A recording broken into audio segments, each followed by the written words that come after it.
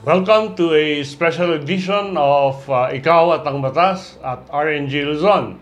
And today we have an important guest, and he's a well-known personality in the youth and education field.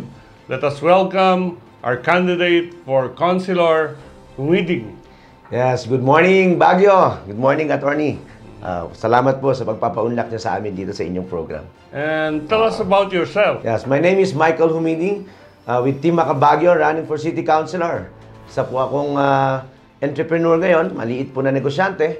And in terms of my background, a former Philippine team athlete, a former coach, a former sports director in various schools, and a former employee of Texas Instruments Philippines, Human Resources Administrator.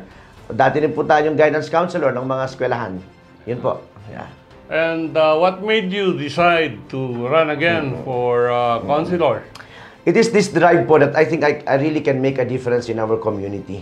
Sabi nga po nila, when I was in college, I heard this one great leader na sabi niya, ask not what your country can do for you, ask what you can do for your country. Yan po ang naging drive ko from there on hanggang ngayon. If I can make a difference to our people, I will go for it. I will do it. Yes. And what would you do? Yeah. Doon sa City Council if you ever you get elected? If I get elected, ang isa pong sinasabi ko sa grupo, sana they will give me yung pagdating po sa mga small business enterprises. I am a small entrepreneur, and like ko nga pong sinasabi, let's protect our mga maliliit na mga naghahanap buhay. Like for example, ngayon po, ang asang pinaglalaban po namin, I hope that we can hasten yung mga business permits natin so that it will be faster. Then yung mga requirements, it will be easier for anybody to just, apply and get their business permits. And on top of that, when it comes to sports and youth, yan po ang talagang passion ko. Sabi ko nga, hopefully we can make sports a priority in the city of Baguio so that we can help our young people to become better than us. Yeah. Baka naman sabihin nila, hindi ka marunong mag-Ilocano. Ay, ang mukha po. Yes.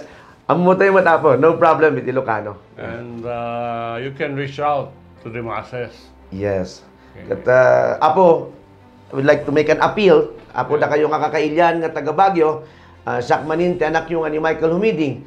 And I am praying, give me a chance, Apo, to serve all of you. Dito yung umay nga May 12, pangasiw, Apo, if you are looking for barong arupa, adda kami, Apo, dito'y ready to offer our lives for you. Rest assured, Apo, we will do our part to ensure nga napintas ti panagserbi mi kanyayo, Apo.